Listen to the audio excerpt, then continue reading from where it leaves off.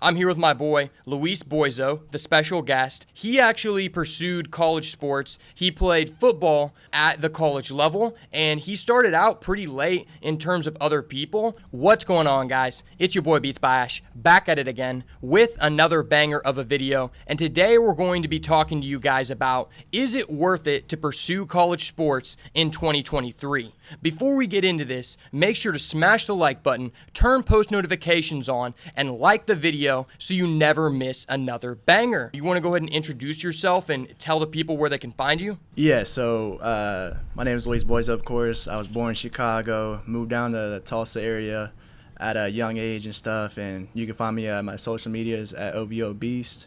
So me and him, we went to school together. We actually met each other early on in 8th grade, and we started working out together, and we've been friends ever since. He's probably one of the most hardworking people that I've ever met, and I wanted to bring him on today because he really cultivated the process for himself. Unlike other people who had more opportunities, and I would say he is a great depiction of, if you want to pursue college sports, how to go about it when you don't have a lot of resources, because some people, they'll be able to get to higher levels because their parents put them in certain camps and they were given certain opportunities to do extra workouts and stuff, and he didn't really have that.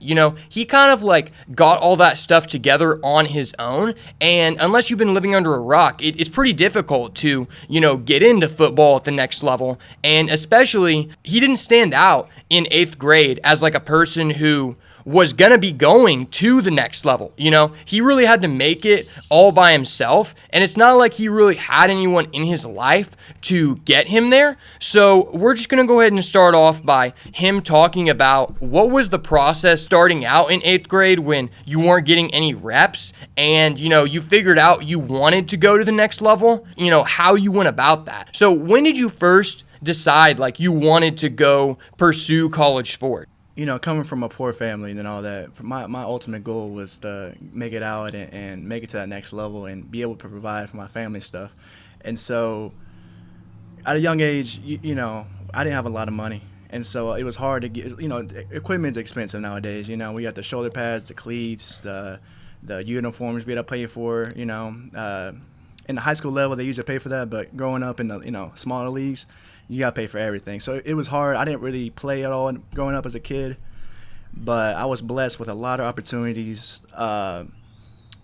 growing up, And so one of my coaches, I was in a grade school with my buddy named Matt, and his dad was the head coach, and they were well off, right? And so they saw me we had our 5th grade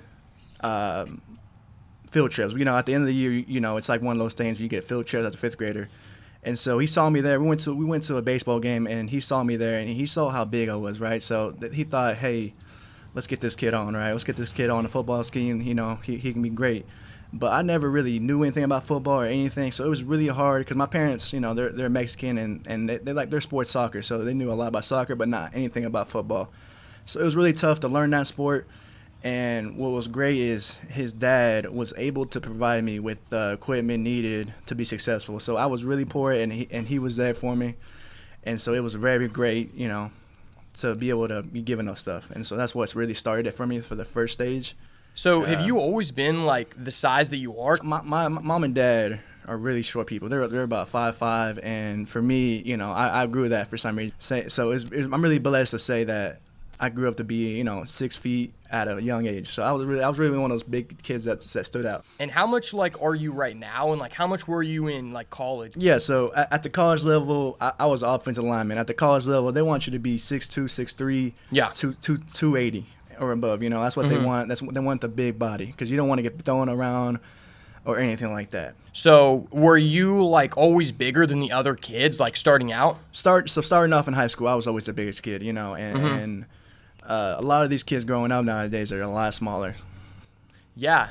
One thing that, I've kind of like thought about is like, it feels like nowadays, like I was having a conversation with one of my other friends about you, and we're just saying like, basically, if it wasn't for the fact that like nowadays, in order to get to the NFL, like you almost have to be a Goliath at like 6'8", 350 pounds, like you could probably make it to the league just because of the kind of like work ethic you have and like, your strength and stuff. But I know like in high school, that kind of separated you from other people. I remember specifically when we met in 8th grade, I wasn't getting a lot of reps and you weren't getting a lot of reps. A lot of people kind of like gave you shit. You were, fair to say, overweight, kind of like out of shape compared to the other people. At a certain point, whenever I stopped playing football, somehow you just like popped off. And there's always all those people who they started from a young age, and I've always had this idea. I don't know if you felt like this, but football is one of those things where the only way you can get good, especially if you don't have like external resources, like your parents being able to send you to these camps, you have to start from a young age. And like it kind of separates you from the other people because the starters, they are only a little bit better than the other people on the team, but since they're getting more playing time, it's just like progressively creating a gap between them and the other people. And all of a sudden, like you were a guy who wasn't getting like much playing time, and like I feel like a lot of people doubted you, and then you kind of just like started becoming one of like the top performers. Like when did you start like on the high school team? Like what age did you start? Because I know like at our system, we're a 6A school with a bunch of people, like 200 people on the team or something like that. And I know for me, one of the reasons I decided to go full on into wrestling is because I'm like, even if you're a starter, like you still don't even get to play that much because there's so many people. Yeah. So when did you start like getting more reps? Like what age? So, this freshman year, it's its own team, right? Unless you're really good, you can move up, right? And at that point, I was starting and everything. And then we went into high school. I didn't start off right off the bat. I was still overweight going into my sophomore year. We had that bad year going 3-7. So I was really just watching. Kind of. My goal at that point was, hey, let me get in shape, let me get stronger, and let me learn the plays. Because at the end of the day, if you can be the strongest man on the team, you can be the fastest man on the team, but if you don't know your plays, you're not going to get playing time. That's 100% truth. So for me, it was like, let me learn the plays. We had a new coach come in that junior year, so it was a whole new system, whole new game plan that we had to learn.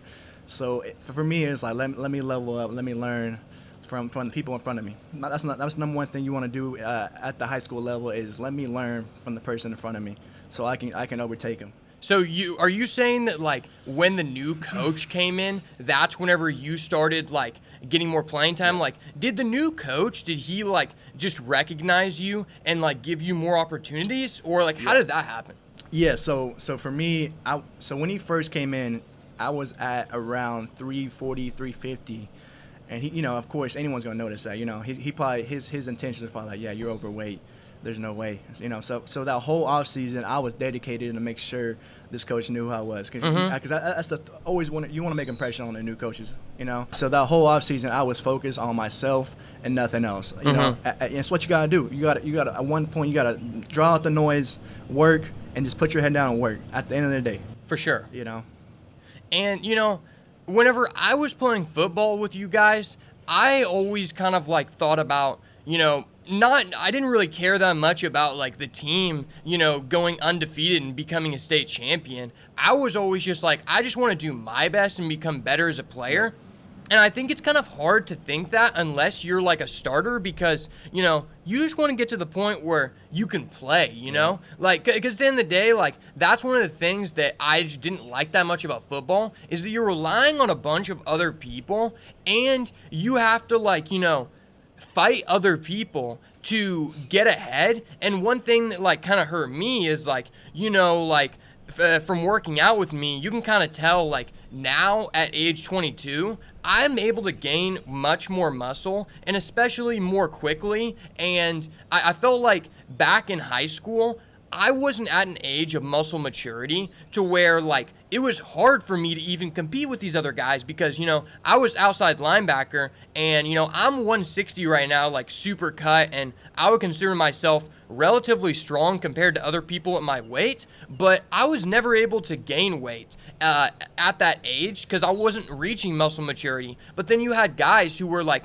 a year or two older than me, and they were just 200 completely shredded, and they were able to like gain a lot more from the workouts.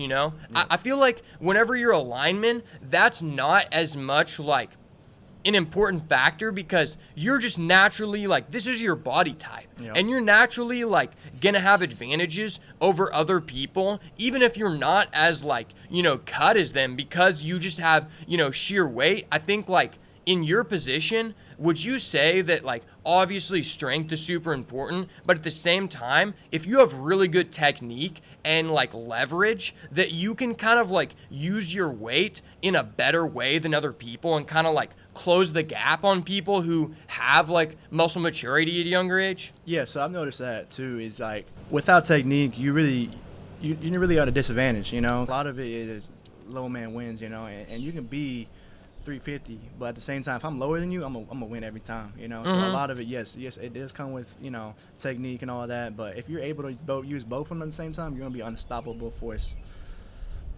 So did the new coach what did he really change for you? Like, I know he added like new uniforms and like, did he like change the workouts? Like, do you think that like made it so much better for you? Yeah, so he was able to bring some coaches in as well, and it just felt like a whole new different system, It actually felt like we were in college, He ran it like it was a college, and so that really gave us hope, like, yeah, this guy knows what he's doing, This guy knows he's bringing in the right stuff, bringing in the right people. This man wants to win. That's all he wants to do, and so we all bought in, That's the thing about that team, is we all bought in. And that's what really changed everything, because the year before we weren't really all together, And so his main goal coming in was we all need to be together, and that's how we're going to win ball games. I mean, that's very true. But like, how much would you say it is important to have good coaches? Like, how much does that change your chances to go to the next level? Would you say? Like, would you be able to get there with the old coaches? Honestly, it's really hard, because because a lot of the coaches before that, they were wanting to play, the people that they liked, and with Coach B, he wanted to play the best players, and so if you're the best, you're gonna be making good plays and stuff, and so a lot of it was, knowing the right people, and being close with the coaches too. Okay, so how do you go about like getting more like playing time? Like, how are you like able to, create a difference between you and the other people? Because like for me, it felt a lot like if you're a person who the coaches don't really like see you as a high potential guy, even though you may be putting in a lot of work outside of the practices and stuff, it didn't feel like, in my position at least, that they were really giving me opportunities to like show that I've improved. Like, did that happen for you, or like? Yeah, so I struggle with that a lot, even going into college too. Is like, there's people in front of me, and for me, it's like, how do I show that, At one point, I wanted to leave that high school because I feel like I was never going to get that attention like how you felt, I felt like I was never going to play. Do I need to get out? Like, what do I always struggle with that, and so at the end of the day, it's about setting yourself out, like getting yourself out there, and so for me, it was especially in college level, it was making the big plays in practice. It was paying attention. It was going to practices on time, being there early, working out at your full max potential. And every time that coach is looking at you, you're putting in work. That was my mindset going in there, and that was my way of showing them like, hey, I'm focused, I'm 100% in, dial in with me, invest in me, and that's how I felt. Okay. I'm kind of wondering, like, when did you like make that like differentiation? Was it from like the workouts that you were doing outside that allowed you to like gap people? Because when you see people in front of you, what were you thinking about, like, in order to become a starter? What did you think like was the process for you to get to that? Was it just like people who were your teammates who were like giving you advice or like helping you out? Because I know you were good friends with another guy who was like, really good at our high school, and he also went to play college. Like, did that like impact you, or did you like figure out the workout stuff on your own? Because I know in your position, strength is like very important, like you were saying. Yeah. So what's very important to me is this is 100% fact. This is 100% facts. Nothing else. It's who you really hang out with in high school is going to change your life. You know, for me, I was able to hang out with the starting quarterback and the starting running back, and so they were always on the greatest thing. You know, they never really partied. We're always working out and stuff, and they were always giving me advice. We were always like grind mode. That's all we knew. And so being around them all the time, I learned a lot. You know, I learned a lot from working out, and what also changed it is we started working out with the actual trainer outside of football. So we did an extra workout after everything, and he really focused on getting stronger. You know, from deadlifting, the benching, all that stuff. He really wanted to focus on around us, and he ended up doing outside training with tires and explosiveness. So it really changed the game for me. You know, and so being around that and having no distractions was really a great thing for me.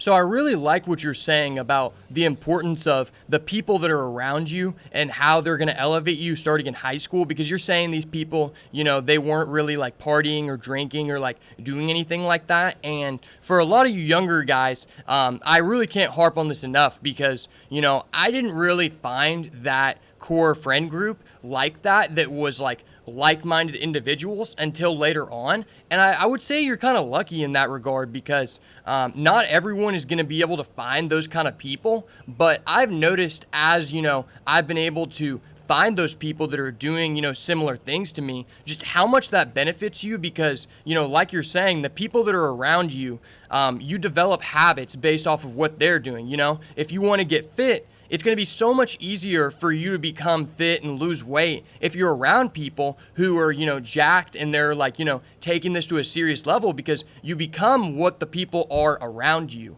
And I think that like really just shows what it takes to get to the next level. And I would say that it's super important if you're trying to pursue any kind of college sports that you need to find those people early on. What would you say like is like the best way to like find those people? Like how did you become friends with those people? So a lot of it was, you know, in the sport itself, just seeing, you know, who's doing good, you know. And what I saw was those people were doing amazing. You know, they're playing at a high level, and that's when I was like, hey, I'm gonna be friends with this guy, you know, because they're playing at a high level. I want to be just like them, and so that's what I was looking for. And I was grateful enough to be cool with them and just be around them all the time. And so that's what they really elevated my game, and I can't thank them enough.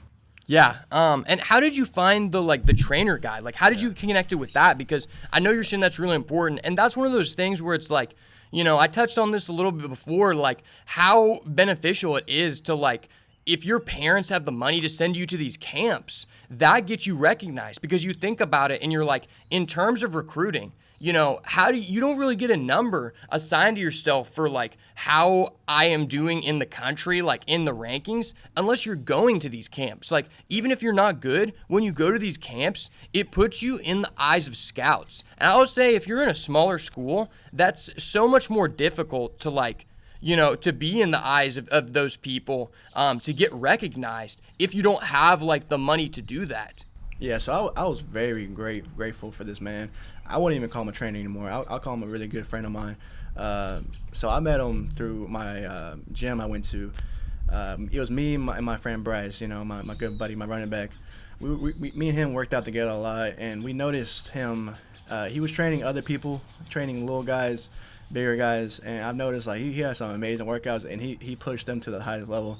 And I noticed that, and I was like, man, what would it be like if I was able to work out with him and learn from him and his perspective on working out? Because it's a lot of different ways you can work out. You can work out for running, agility, train, all this other stuff. And I noticed that his main thing was strength, you know, be strong. And so I noticed that in the gym, and I was like, man, I really wanted that aspect, because at that point I was pretty much doing kind of a bare minimum, you know, like training. I was just working out. Me and Bryce were really learning a lot. You know, we're kind of still new, but we're still kind of good at it. And I really want to learn from it. And one day me and Bryce were working out. We were like, man, we'll see if we can maybe work out with him. And so what started working out with him one time, he was really amazing guy. He let us work out with him, you know, go in there with him. We had a big group, and man, after that, it was just workout after workout. We grew up together. We grew together. And so he just took me to a whole nother level, and he never charged me a dime. And so that's why I'm very grateful for him. And just meeting him in the gym and just be able to walk up to him. That's the thing you gotta do. If you want to be, the gym community is really friendly. That's one thing you gotta understand. A lot of people are really friendly, and they'll talk to you. If you have a question, they'll talk to you. And so we were able to ask him to join, and he said yes that day. So that changed my life. Yeah, so you kind of just noticed what he was doing, and you just like approached him? Yeah, so I noticed what he was doing, and we're like, hey, do you think you care if we work in with you? You know, we're kind of new to this. You care if we work in? And he was happily to say yes. Yeah, I think that's really a testimony to something that I find translates to any kind of thing you're trying to become competitive in. If you're trying to reach to the highest level, I talk a lot about on, other episodes in different videos, how important finding a mentor is. And I think that one thing that separates people who grow really fast in whatever they're trying to do from people who take a longer time to reach the top is you find a guy who's much older than you and is good at doing what you want to do.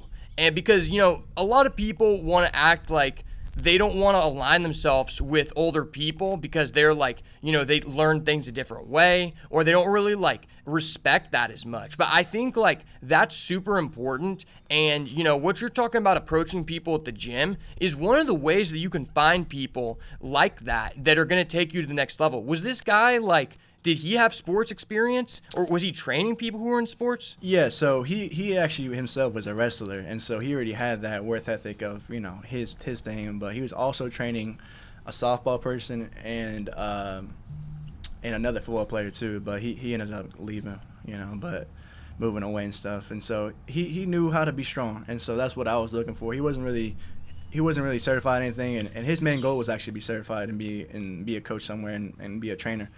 And so I kind of really got it from him, Yeah.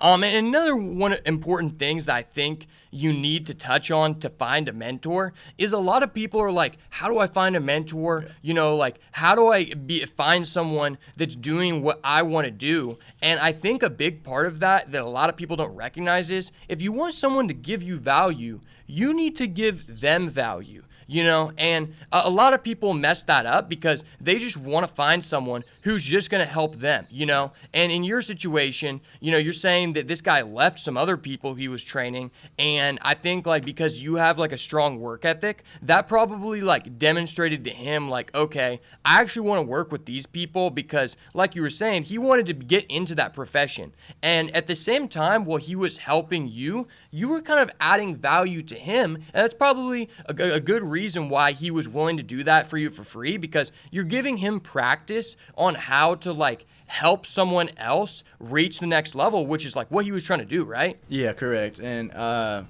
for me also what I brought to the table was loyalty, man. That's my guy. I to this day I still work out with him too. And for me it's like, man, listen, I want to, at this point, listen, you want to take me to the highest level, I want to take you to the highest level, because he's growing up a little bit, he's getting a little older, and so for me, I want to push him just as much as he pushes me, and so that's what I think he really showed out to him, like, if you're going to push me, I want to push you too, and so that's why we grew such a great bond and stuff, and so that's why I was able to be just as great with him. Exactly, and you think about like, you didn't have as many like free opportunities. It's not like, it's so much different when you have an active family in the sport, because like you were saying, like the equipment is expensive. Yeah. You want to go to these like camps or these workouts or be a part of like a summer team or whatever, get these extra like reps to separate yourself from other people.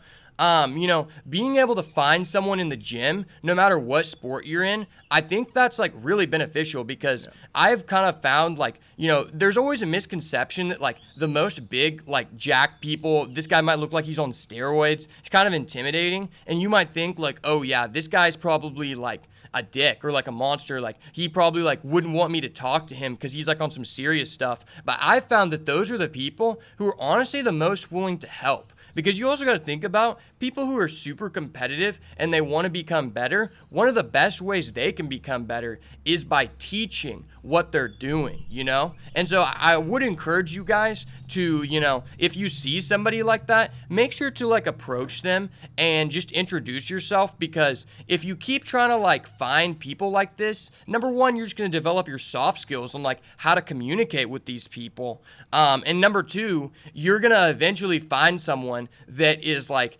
interested in, helping you like that. And I think there's a big opportunity for that right now because especially like with COVID, like people in our generation are way more connected to like social media and online interactions in general. And people like don't get approached as much now, like in person. So, more normally I would say that if the guy had like already a bunch of people who was training under him, he might not have wanted to like help you out, or he might have like wanted to like charge you money, or the opportunity would have just not been there. But a lot of people might think that they might see somebody who's training to other people, but because like, you recognize that and you're willing to like put yourself out there, you were able to like reap the benefits of that. And I think a lot of people don't understand that not that many people are approaching other people like cold approach, like that. And so you might think this person has other obligations, but they're actually super willing to help. Like I know I was in the gym the other day and I asked this random guy to spot me, and like I'm very much about like I don't want to ask anybody who's like preoccupied, but this guy like introduced himself to me and he was like, hey man, like if you ever need anything, like make sure to let me know. And like he was like kind of encouraging me, and that's like really nice because I think even for me, I have like decent social skills I've been developing from these videos, but I try to just like say hello to people or start up like a small talk conversation with anyone I can, just so I can like be more acclimated to making those connections. Because if you don't go put yourself out there, you're not going to get them. Yeah. But I know, we went to a 6A school, and I think that you do get seen more than like a smaller school to go to the next level. And, the people that you were saying pushed you, some of them like went to this school for sports, like some people transferred over or they stayed in this program because of the good coaches. And you also had some friends who were in like a private school and they had like, a different path. And I was wondering if you could just kind of touch on like what are the differences between going to like a public school, like a big one and small one, and like going to a private school, and like how you can like get yourself to the next level in each of those, just to the best of your ability, because I know you know some of those people. Yeah, so yeah, I have a lot of friends in the smaller schools, and for them, they were amazing athletes, amazing, but a lot of them didn't get the big time names to come there and check them out. And the reason for that is because they're not playing with the best competition, if that makes sense, and I believe that the best competition is at a bigger school. And so for them, if you're playing at really good at the smaller competition, it's not really going to show a lot because they're not playing against really good people. And so for me, it's like you're playing at the highest level at a big school and you're making big plays, they know that can translate into a bigger school, to a D1, D2, and do the same thing. And so that's what I saw. And don't get me wrong, you can get a lot of scholarships from the smaller schools. It's just a lot harder. You got to be the person that stands out against everybody. You got to be able to put that film out there. But I would say there's a lot of good benefits from going to small schools because you can play both sides.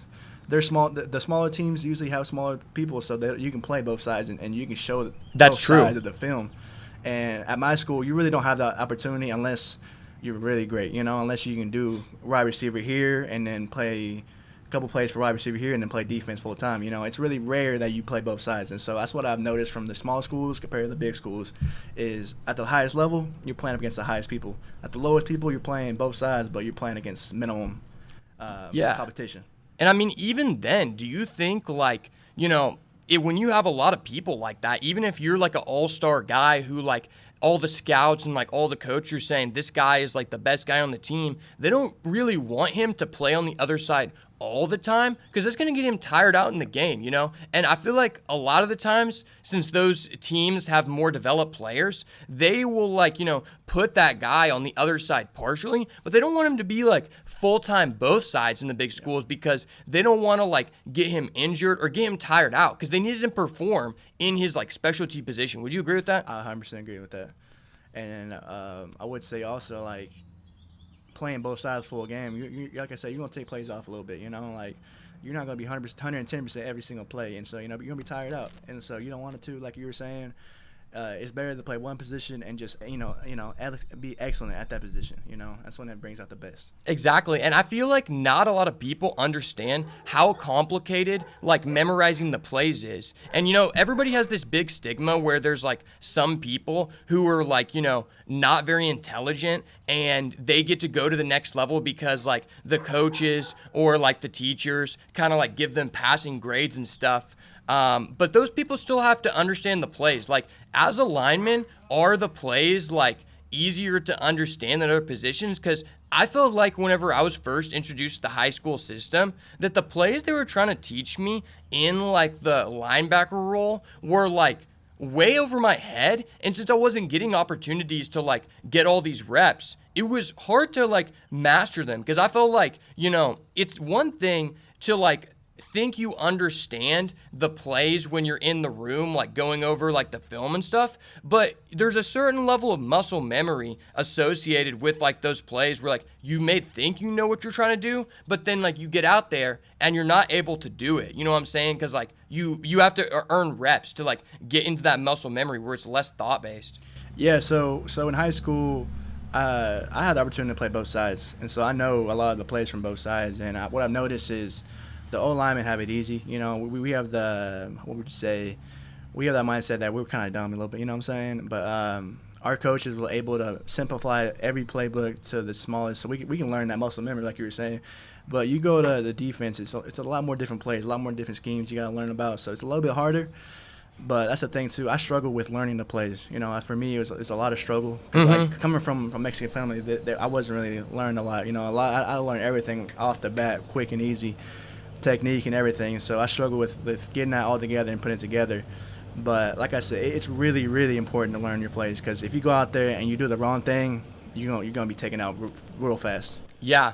And you kind of mentioned about like trying to like put yourself out there to scouts and stuff. I remember a really big thing whenever we were in high school. Obviously there were no like NIL deals, but one of the big things I think was like on the come up of social media, there's this thing called Huddle. And like you would like create your own highlights, and that would be like shown to other people. It's almost like the Instagram of like football or basketball. Like do you think that helps you? Like is it important for people to do that to like get to the next level? 100%. Like I said, I'm gonna go back on that. Like I never knew anything about that. Like I never knew anything about the recruiting process. I started late on that, and I feel like I missed out on a lot of opportunities because I started late and I started Huddle late. And I feel like if you start Huddle at a young, even freshman year, just put your plays out there. Start making these clips and put them out there. And I really harp on getting on Twitter, because 100% of these coaches are on Twitter, and so you can put your Twitter on there. They're gonna go watch if you're really good, they're gonna click on your link and watch your plays. And so I harp on starting early, because I started Huddle my senior year, and at that point it was kind of a little too late, And so I really harp on doing it sophomore year, junior year, senior year, just start putting plays together. Yeah, and I feel like, you probably know more about this than me, but like if you start senior year posting that stuff, like then you're trying to post this film from sophomore year. Like, do they not care about that as much, since it was like 2 years ago, like that footage? Like if you just posted it now, like or no, like it just doesn't matter. They'll go back and watch that and be like, that's good. Yeah, it doesn't really matter as long as it's good plays. You don't want to put some freshman stuff on there that wasn't really too good. As long as it's really good, you're playing your best at it, they won't matter, because they want to see how much you've grown from the sophomore year to the senior year. Yeah, I know, like, you can put your stats in there. Like, you can put, like, your bench and your squat and stuff. Like, does that matter? Like, it definitely matters, A lot of the time, there's to some degree, because a lot of times they don't want to, they know that you can be lying to. And so they'd rather just see you in person and really test you out. Because if you say you're bench 400 pounds, and you go in there for a visit and you work out and you don't do that, you're like, oh, you lied. So a lot of it is trust, and you don't want to lie. Trust me, you don't want to lie, because they'll find out one way or another. Did that kind of stuff, like posting on there, like help you get like offers and stuff, or did you see other people that it helped them with, or? Yeah, so for me, what finally hit me was these people were getting offers, and I asked my buddies, hey, how did you really get out there? He's like, hey, get your Huddle out there, and you will get contacts from coaches, and from the D1 level, D2 level, you'll start getting hits, and a lot of DMs start flying in when I finally put my film out there from smaller schools, because a lot of these big schools, they get their guys from junior year, You know, Okay. a lot of these big schools, they finally get their guy from junior year and then they commit senior year, Mm-hmm. a senior year. So a lot of these guys, that's what happened to me too. And so my senior year, they don't know who I am really, right? And so they finally got me. A lot of these, so that's why I had the opportunity to go from D2 because a lot of D2s really look for guys their senior year. Okay. So did you have to kind of figure out like the social media aspect of posting stuff on your own, like, or do the coaches like encourages it? Like, was it just your friend who like he did it and you kind of like you learned from him? Yeah, so it was more of like I'm watching everybody, you know, like I'm looking, I'm always paying attention to everything I see, you know, and so I started noticing these people that posted on their social medias. I started following these people that promoted that stuff, and so that's what I did, and I kind of followed the same footsteps as them. Okay. So now let's go forward in time to when you're in the recruiting process. Like, how did you get the first offer? And like, what were your thoughts, like, you know, on your own and like the other people who were getting offers? If you had to give like advice to people who are on the come up, like, how do you decide, should I go to this school for playing sports? Because I think a lot of people will make like a bad decision there, and that kind of just like ruins their career, ruins their like education. Like, what are the important factors when deciding a school? So for me, one of the biggest factors for me is like going there for visits, you know, official visits and stuff. And when I went there, I went to a couple of schools that really didn't pay like they had a lot of people there, and they weren't really paying attention to me. You know, they're kind of just, you know, paying attention to the stars and stuff. For me, is I want to go there and I want to feel welcome. I want to feel love, you know, and all that. I want to feel like I'm one of you guys. And I really didn't feel that in the first 2 visits I went. I really didn't feel that vibe, and so I really didn't want to go there. But when I went to my other school, I went there. They showed me love. They wanted me there. They wanted me to see me win, and so that's what really kind of, you know, that's what I saw. So are you looking for like, did you make your decision based off of like what you thought was going to give you like the most scholarship money, or like what you thought was going to give you like, you know, the biggest competitive edge? Was it like, did you think you were going to try to go to the NFL, or like were you just trying to get like free school? Like what was the point? Yeah, so for me, coming from the poor family, my biggest goal is where can I pay the less money at, you know? And so I feel like I can go here and earn that scholarship and earn everything from that. And that's what I was looking for, you know. At some point, you also want to be on the field, and so I kind of wanted to see how they were doing at that position, because you don't want to go somewhere where there's 4 or 5 stars already at that position, because you're not going to be seeing any play time. And so I wanted to see what their lineup was, and also wanted the best for me.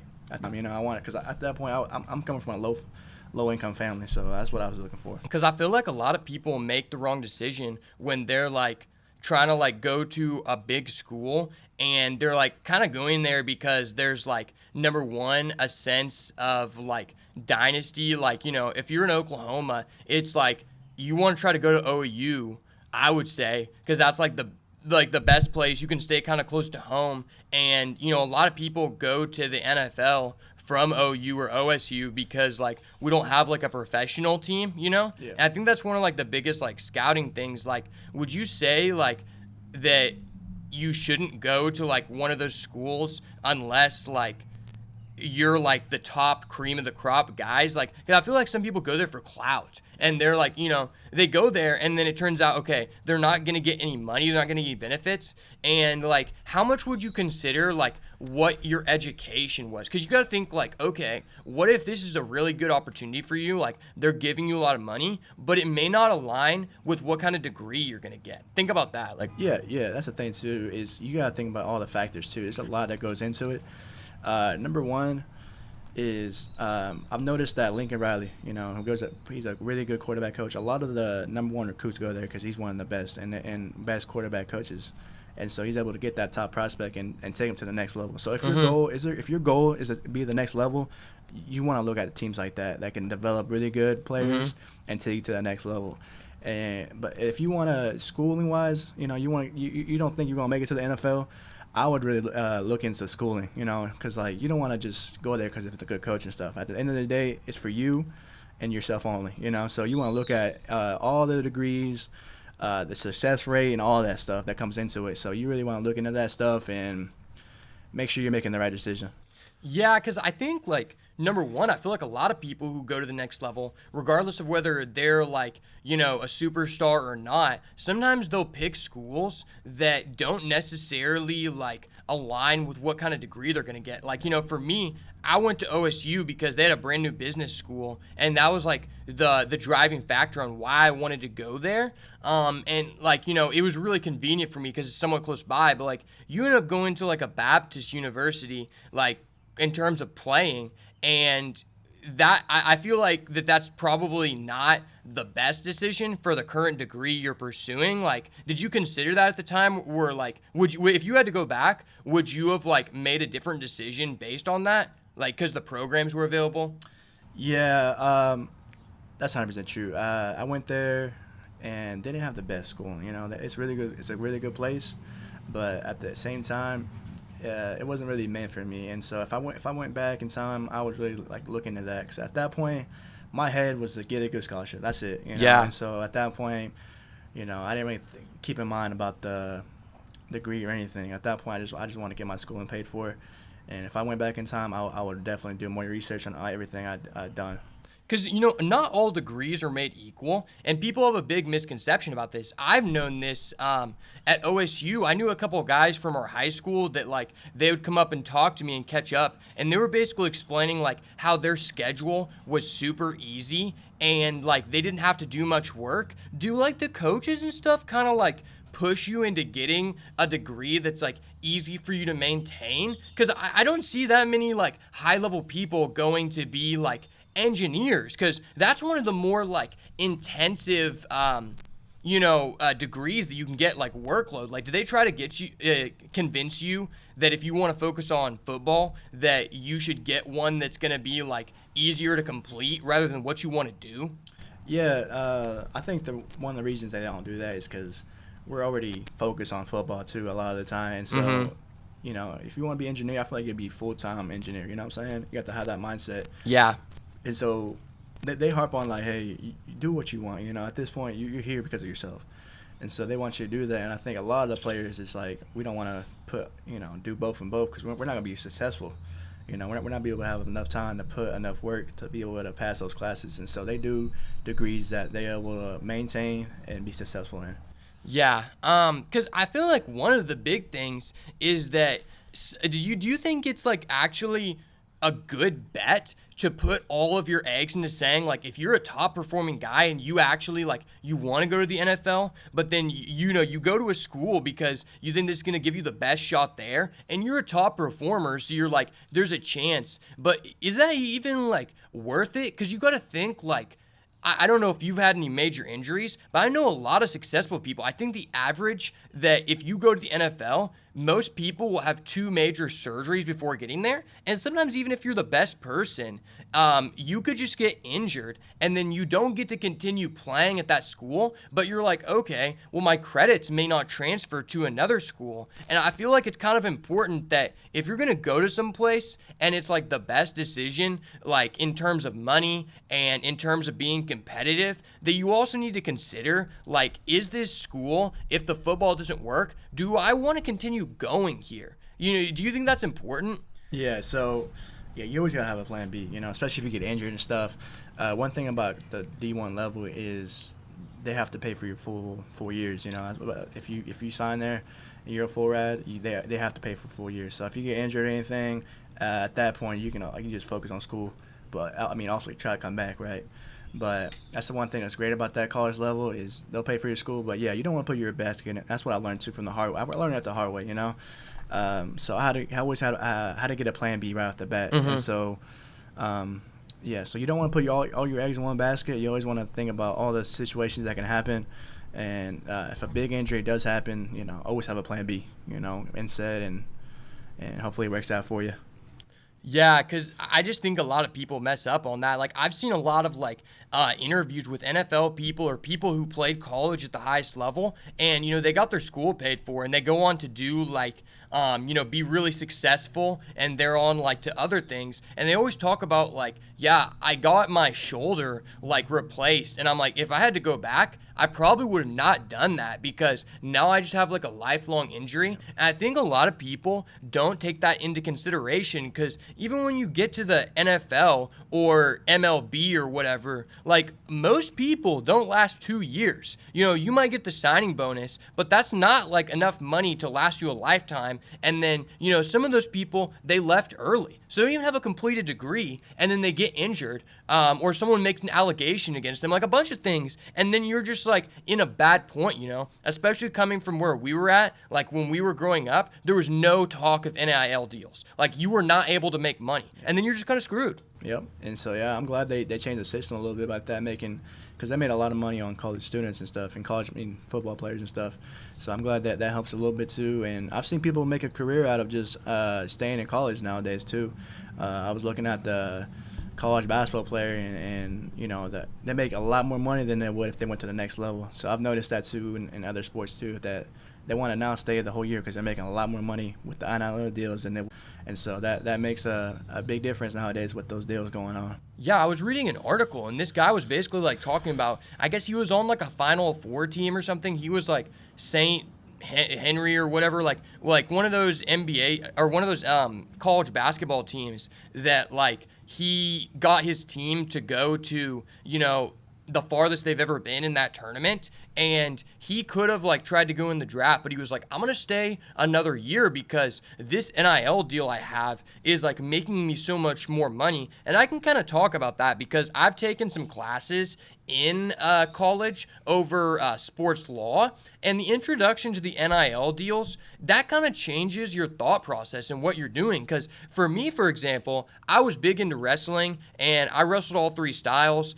and I was more focused on Olympic style wrestling, freestyle, and Greco, which, if you don't know anything about wrestling, the USA is the only country where we practice a different style of wrestling in college than what is in the Olympics. And Olympics has always been considered the highest level for wrestling, and it's always just been a fact you make no money. So like growing up, I always had the dream that I wanted to wrestle at OSU, and I was wrestling with a lot of those people who are on the team now in high school, like going to the camps with them, and I could have like potentially pursued that, but at the time, I just realized like there's no money in it, and like at least when you're going into football before these deals happen, you could be like, okay, I could make money from going to the NFL or whatever, or even like there's a lot of backdoor stuff, obviously, where people get paid even before these deals in football because it's so prominent. Like you'll get your house paid for, or like you'll get a stipend or whatever. But in wrestling, it was never like that. It was like, okay,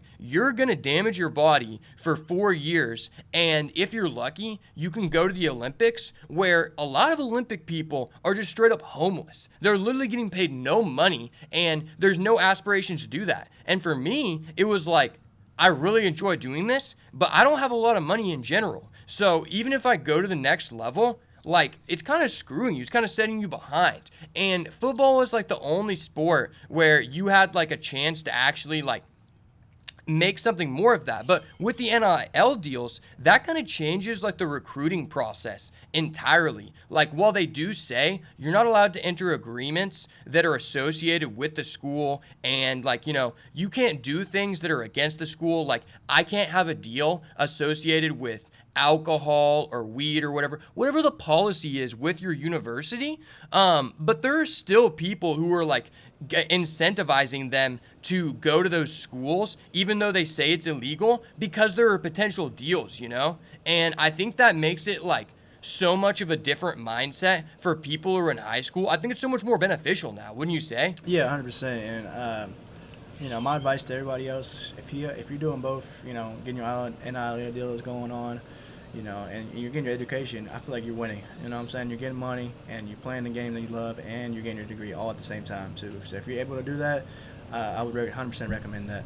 So would you say it's like important to be developing your social media while doing that? Because we've seen like some of these people who get the biggest deals, they're not even necessarily like the best person in the nation. It's just like they're the person who has the most exposure and they're able to utilize that. And I think that sometimes that's even like better than being like the top performing guy, because those people, if they get injured, they have a plan C because they're already generating a side hustle. And I think especially like a lot of people get general business degrees going for football or wrestling, and that's kind of teaching you about, negotiating and stuff. So even if you get to the next level, if you've already been negotiating, that's going to help you, because no matter what sport you're in, when you're going to the professional level, there's going to be negotiating there. And I think there's like a value in like getting that experience early on so you don't get screwed, because I think some people do get screwed even when they're a top person because they don't know much about the business side of things, and it kind of like puts them on the back foot where if everything doesn't go perfectly for them, they get screwed, Yeah. So, and then also a lot of people, they hire agents and stuff that do a lot of that stuff nowadays too at an earlier age, and yeah, it's really important too to get that and make sure you're not getting screwed over. And also, like you're telling me, social media is going to be great too. So if you're able to work on your social media skills and better that, your portfolio is going to be crazy, and so you're able to grow everything out and be able to get more opportunities thrown at you. Yeah, I think it takes a lot of pressure off you too, because you think about this, you're a poor person like you, and you're like, imagine you're just even more dirt poor, like you're Section 8 housing, and you're trying to like get your mom into like a better house or something, and it's like, if you don't perform in this game, they could take away your scholarship or whatever, like, or you won't be able to like help out your family. Well, if something happens like that you can't control, and you do have like a deal associated, they have to still continue the deal. Like if you have a deal with Buffalo Wild Wings, they still have to like, credit you for doing social posts. And we've seen that with a lot of people. There was a guy at our college, AJ Ferrari, and he was one of the biggest people with like NIL deals. And he kind of showed me that like, when you're in wrestling, like he was the first person I would say that actually started making like money and gaining like a value from it, when wrestling is like notoriously known for like, it kind of just screws you unless you just like love it. And some things happen and he ended up having to leave the university or whatever. But I feel like if he didn't have those NIL deals and a social media following, it would negatively affect him so much more. Whereas like, he has a deal with the WWE. He is like training with these like high level UFC people. And I think he couldn't have got that without the social media, Yeah, 100% fact. He was able to put an agenda on him and be able to get those opportunities because of that what he created from the social media. He's able to put that on him. Yeah, and there's like a certain like value to that. Like, in the history of bodybuilding, there's a lot of people who will be like, okay, there are certain people who are naturally gifted and that'll allow them to get to a certain point. But everyone agrees if you want to become Mr. Olympia, you have to have great talent with great genetics, but you also have to be the hardest worker. There's people like Ronnie Coleman or Arnold or stuff like that allowed them to push past those other people because they had both. I think no matter what you think about the guy, he's one of those people that had both, and he's a great role model and example of a person who utilized both. You think about what he did, it's like he won an NCAA title his first year, and at that point, he started getting all these deals where it doesn't even matter what happens to him, because you can't always guarantee that you're going to win the NCAA tournament the next following years. You could get injured, there could be some luck involved, certain things happening, and it's like he kind of like is relieved a lot of the pressure where he can just perform his best and be content with it. Whereas like I was saying, like people who are like super poor, they're like, I need to win this match or I'm not going to be able to help this my family. Like he's like really done that. I think a lot of people can take away like a lot of things in that regard from someone like him. I know there's a lot of people who are doing that, but just in our community, he was a person that stands out. And that's why I wanted to like mention him. Yeah. And so what you were saying is, he won a championship his first year. You said that.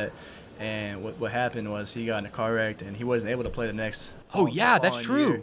He wasn't able to play his following year, and then after that, the next year, he wasn't able to play that year too. But at this point, he's still making a lot of money from those deals and stuff, and so he's content. He's able to still work on his craft and not have to worry about that or his family, And so that's a great thing about the deals going on too nowadays. Yeah, I know.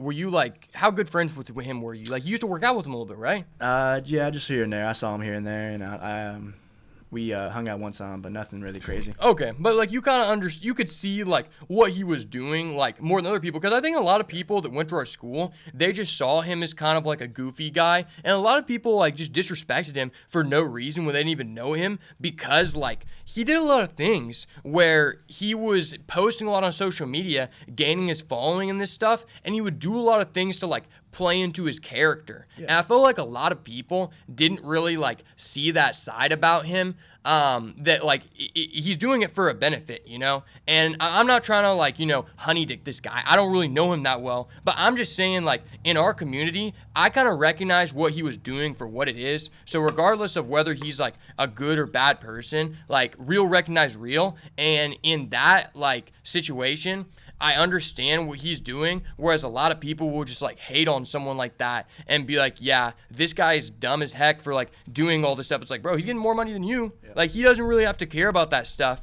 And a lot of people are like persuaded against doing stuff like that because they care about their image. You think about the top level people and what it takes to get to the next level in sports. Well, a lot of people are scared to post on social media because they think, okay, if someone can clip this, if someone can put me in bad light, that could stop you from getting to the NFL, and that could stop you to getting to the MLB. That happens with a lot of people. Whereas like if you take this mindset where you don't really care and you're going all in on it, it's like, who cares if he gets to go to the Olympics? He's already making money. He's already like, he can just be more of himself. And I think that kind of traps people in the system because the university is pressuring you to not like do certain things and live a certain life, Yeah, that's 100% facts. And another thing about AJ Ferrari is I was able to hang out with him one day, and one thing that stood out to me is he's very disciplined. He was offered a lot of drinks. And he said no because he's really dedicated to this, and you gotta be dedicated. No matter what, you can get pre-pressured. That's one thing that will happen to anyone. You're gonna get pre-pressured in these bad situations, and you gotta be able to stay focused and stay disciplined. That's facts. I always say pressure is a privilege and it's all on me. And that really goes hand in hand. When you're a person at the high level and you have to perform because you need to get better for your career, for your family, it's a lot easier to not accept drinks, to not do drugs, to not be involved in all these recreational activities, wasting your time. And that's something that a lot of people don't consider because you see people like Baker Mayfield, for example. I don't know him that well, but even I knew from a person who doesn't follow the sport as much as others, he had DUIs and stuff. And that detracted from, where he could be. He's obviously still a successful guy, but you think about that and it's like when you're being super disciplined and you're only being around people who are, looking to chase the same goals, like you were saying in your situation, it's a lot easier to be disciplined. And I would infer that's probably like, partially what helped AJ because he's just around these people who are high level in the same mindset. So now I kind of want to talk about like, what would you say is different for you in your college experience, like playing football? Because, a lot of people expect things going into it from high school. Like, what did you expect and how did it like turn out? And kind of tell us like, what was your like goal going in? Because, you were saying like you were going there for like, to get an education and like get money, but like things didn't really turn out for you. Yeah, so for me, coming from being the number one guy, at high school and everything, you go into college, you at that point you're the last guy, and so for me, I had to learn like, man, I'm nobody here, and so for me it was like, creating a name for myself too, and putting it out there, and traditioning, and what happened was, that year was COVID, and so it really messed up a lot of like being able to show out and stuff, and so at that point, for me, as I didn't want to go another year with having to pay how much is it's a private school, so I had to pay a lot out of pocket. Did they promise you anything going in? That's what I'm asking. Like, They promised me like, hey, listen, if you show out, you'll be able to get a deal, and so that's what I Okay. was promised. And And the first year, was that COVID or was it the second year? Like, because I assume you were going in thinking if I work my ass off and like show that I'm better than other people, that I can get a scholarship on the second year. Like the first year, was that during COVID? Because I thought it was the second year. yeah, so the second year is COVID, and so that first year I showed a lot, and then that same year we had the spring training where I was really going to show out my skills and stuff and show them that I can be on scholarship next year, but that was cut short due to COVID. So from there, like, how did you go about that? Like, Yeah, so I had a conversation with the coach, and he told me, hey, listen, we're not going to be able to offer you. We just didn't see enough because with the COVID and all that, but I really want you to be here next year. And it just hit me like, hey, I'm not on scholarship. And so that really tore me down, and I was like, man, I feel like I've deserved everything because I've put in the extra work in the gym. I put in the extra work on the field, and you still don't believe in me. So it really hit me, and that's why I had to make the decision for myself at that point. yeah, I think that's really defeating. Like, you got to think about, like, you're going to a place, you know, we're in Oklahoma. You're going to Southern Baptist University. Is that what it was called? Southwest Baptist, Yeah, and that was in Missouri? Missouri. Yeah. How many hours was that away? 3 hours. 3 hours? Okay. Yeah, so you're kind of far away from home. And, like, your entire intention from being there is just, like, taken away from you. Yeah. And in a way, these people kind of put on, like, a facade, like, telling you, promising you something, and they kind of just, like, remove that from the equation after you already invested your time. And you're not really at a place that, like, I would say was optimal for what kind of degree you were trying to get, you know? And that kind of just proves to the point where, like, you need to not only have a backup plan, but like I would say like a better way to describe it is like the plan should be aligned with each other, you know? Because at the end of the day, you could still get to the NFL, but maybe you just only get in for like the first year or the first season. But if you have a degree that you actually wanted to pursue and have like an intrinsic value for what you're doing, it's going to be a lot more beneficial than the guy who got the degree that he doesn't really care about as much, and the money that he got for making the next level isn't going to be enough like to suffice him for his entire career. You know what I'm saying? Yeah, 100%. And my mindset too also was like, man, if I stay another year and I get hurt, I lose everything. Yeah, so I was investing a lot that first year, and so for me to get that answer, it really destroyed me. So you always get a plan B, and even a plan C if you have to, you know. And so that's what I failed to do, and it set me back a little bit. Going in, did you know what kind of degree you wanted specifically? Yeah, I knew I wanted something to do with business. You know, I always wanted to open something up in the future, and so for me, it's like, man, I want to get some type of business degree, you know, in that realm and stuff, and that's what I was going for.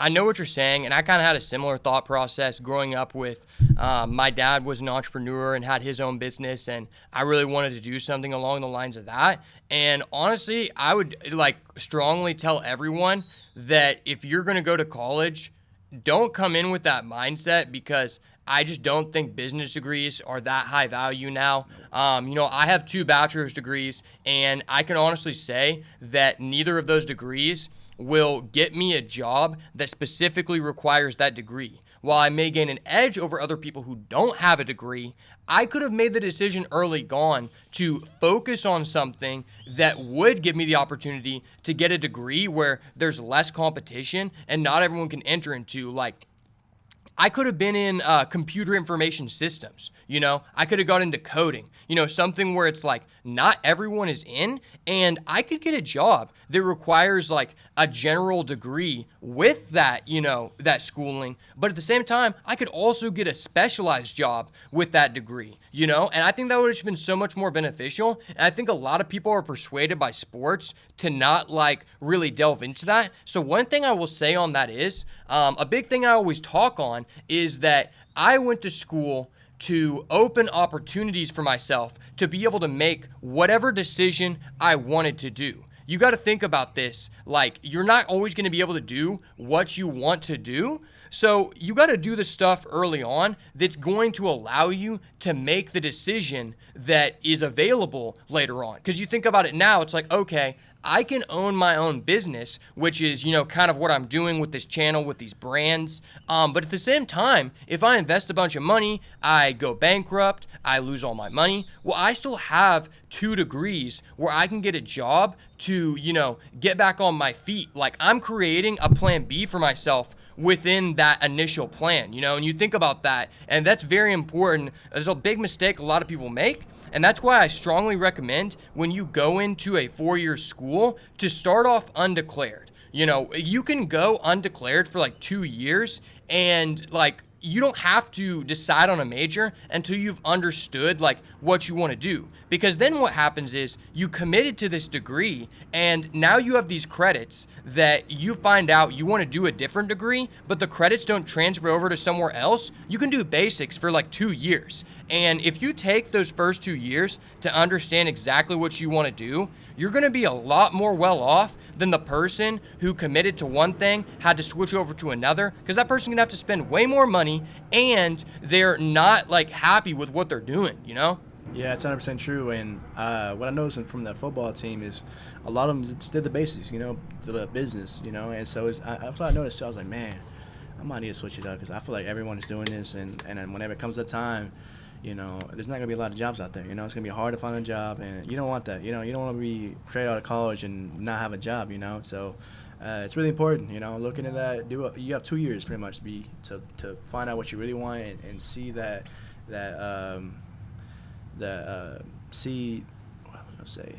see what that degree can get you, So to do a lot of research and really do what you want to do. You don't want to do business and then all of a sudden there's no jobs. It's really who a lot of in those jobs, and so really do your research. I always say it's not who you know, it's who knows you. Yep. Because you could know the CEO, but that doesn't mean he's going to put you on.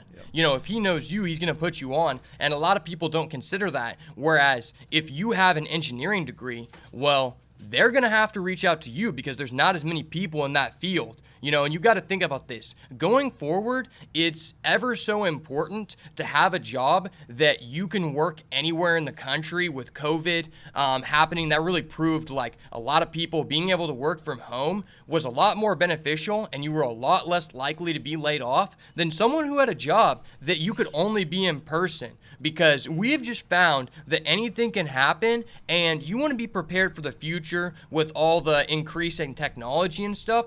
That's why I really enjoy doing this, because while I'm not making, that much money right now, I have a certain intrinsic value associated with this because I enjoy the process, and that's important because it's going to allow me to accelerate to new levels and surpass other people, whereas some people are just chasing things for what I like to call the lagging indicators. You may pursue this degree because you thought that it was going to be a high paying job, and that's what your parents want to do because they want to make sure you take the safest option.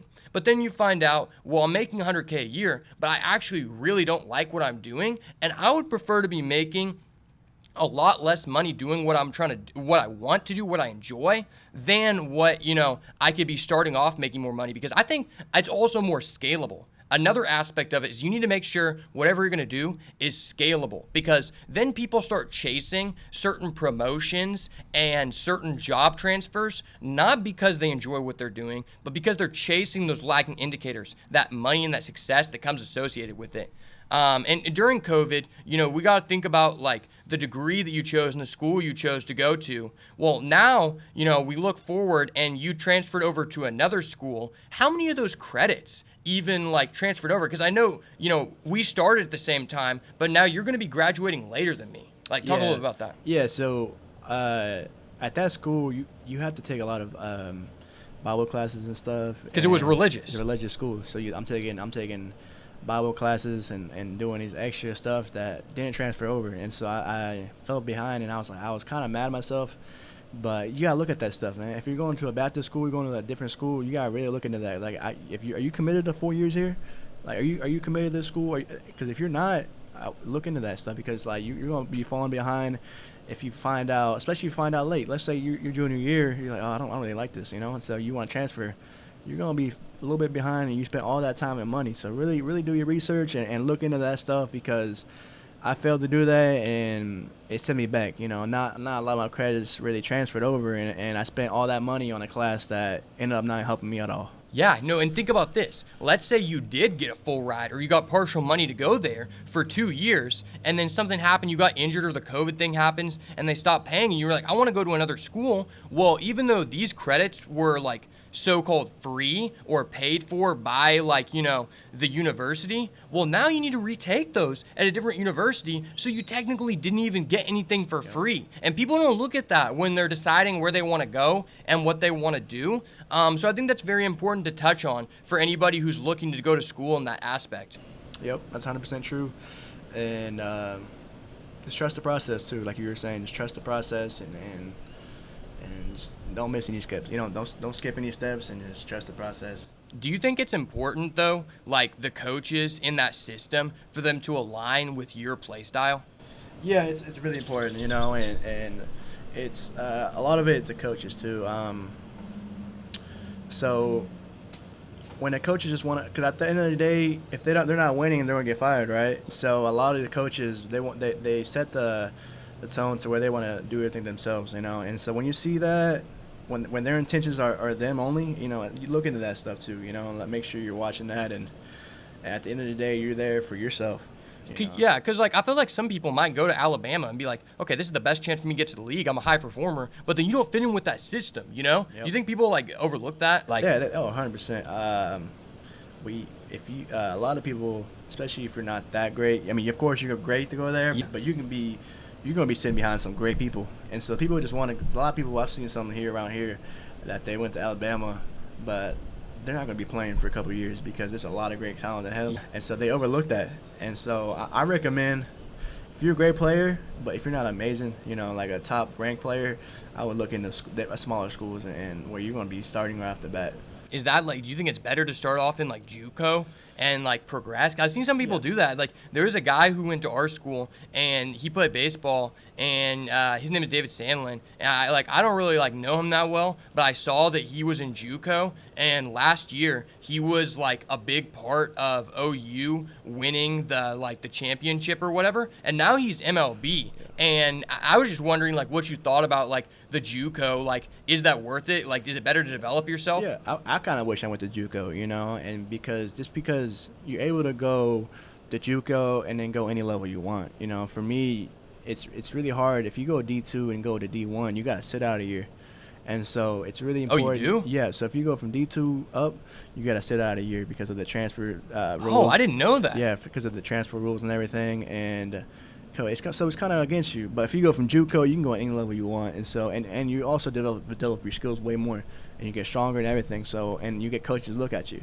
So that's why I think JUCO route can be for anyone, really. Did they tell you that from the get-go? Does everybody know that or no? Not everybody knows that. You gotta kind of learn it yourself, and so I learned that later on, and it's really important. Like I said, it's really important to look at that. Yeah, and even if you're struggling in school too, JUCO is a way to get that up too. Your GPA up and everything too. It's a great way. It's easier, so you're able to grow your GPA and everything, and they're really helpful. What do you think about the red shirt thing? I've always wondered what you thought about that. Because I don't know a lot about it, but I know there are certain restrictions in each sport. You might not be able to play a certain amount of games before you redshirt. And then I see people like that, and you think about some people who win the NCAA tournament first year, and that gives them a lot of success. But then there's other people who do the redshirt, and now okay, they're going to be staying another year in college, and in my opinion, that just seems not worth it. So I actually noticed this in middle school. So in middle school, you can actually get held back. And so I've noticed that from a lot of players that they get held back at a smaller year. So you're older, so you have a little bit of advantage because you're older than anyone else by a year, and they do that in college too. And so I noticed that D1, that you can play 6 games and then still get registered, and that year don't count. And D2, I believe it's a little bit different. I think you only play 2 maybe. And so I've noticed that, and not everyone wants to be redshirted. For me, I didn't really understand it. They told me I wasn't really going to play. I was going to get redshirted, and I knew that means I can't play. And so And it's also helpful because you can have an extra year to grow and be better. Yeah. And so it can be really helpful if you want to be the next level. Go to college. I mean, go to NFL. So it can be really helpful for that, and because you learn your skills again. But if you think you can play at that level already, you know, it can hurt somebody hearing that news.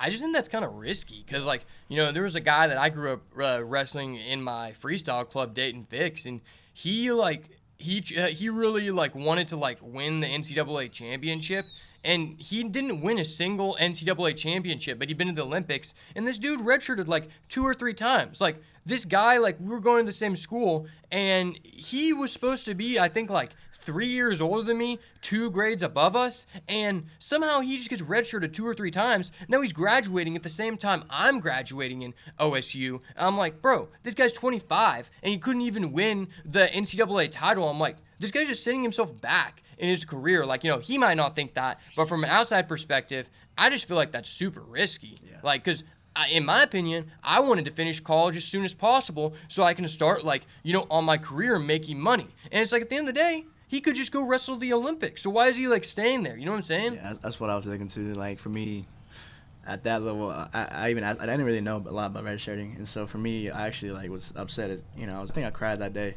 that I was getting redshirted. I was like, man, that means I got to stay extra year. You know, for me, I want to be 4 and done. You know, and so that's what I thought. But come to find out, you can actually leave. They forced you to do a red shirt? Yeah, it wasn't. I mean, yeah, it's pretty much a force. They persuaded you to do it. But yeah, it wasn't really like, hey, you gotta, you know. But like, it just hurt me because like, I didn't want to be there, you know, like all 5 years and stuff. And so yeah, no, I also think it's weird to hold your kid back in high school. Like, if you need to get held back to be good, then you don't need to go to the next level. Because in my opinion, that's just kind of lazy on you, and you're like trying to gain an advantage over people. Bro, there was this guy in wrestling. I remember he went to a different school, but this dude like is a 3-time state champion, and I come to find out this dude's freaking 21 at age senior year. Everybody's 18. I'm like, what the fuck? Yeah. Like, bro, why are you 21 beating up on people who are 16 with your man streak? Like, that's fucking weird, dude. Like, why do you need to do that? That just shows you're not good enough to go to the next level. Yeah, it's unfair a lot of times, and yeah, hopefully they change it up. But it is what it is, and if I were you, I would take advantage too. You know what I'm saying? But it's not fair to everyone, you know. Especially if I knew I could have had a chance to win that, and kind of find out that they're not the same age, it's messed up.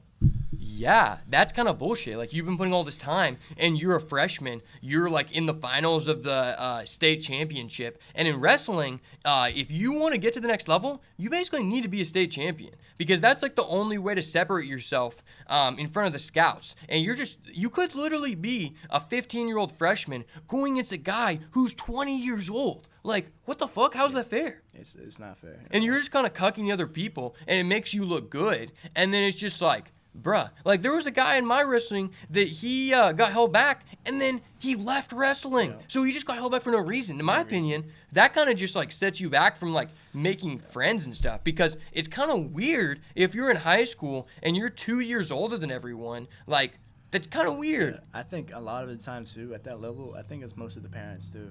You know? A lot of it's the parents and the kids get the fall for, you know? Because who are they going to blame? At the end, they're going to blame the kids. They never think about the parents. Because at the end of the day, it can be the parents' decision, you know? And like you said, things can turn for the worse. They can leave the sport, and all of a sudden, you're behind. Yeah, and then you just put yourself back for no reason. This is dumb. Yeah, so, like, you know, if you're going to do it, be 100% committed. You know, you don't want to waste it. You know, that's the thing too. And you know, I don't recommend it, but a lot of people think it's beneficial, especially to help you grow, and maybe you can take it to the next level. So to kind of wrap things up here, what would you say is like the best advice you could give to someone who is like thinking about pursuing like college sports in like high school, and like if you had to go back, like how would you go about that?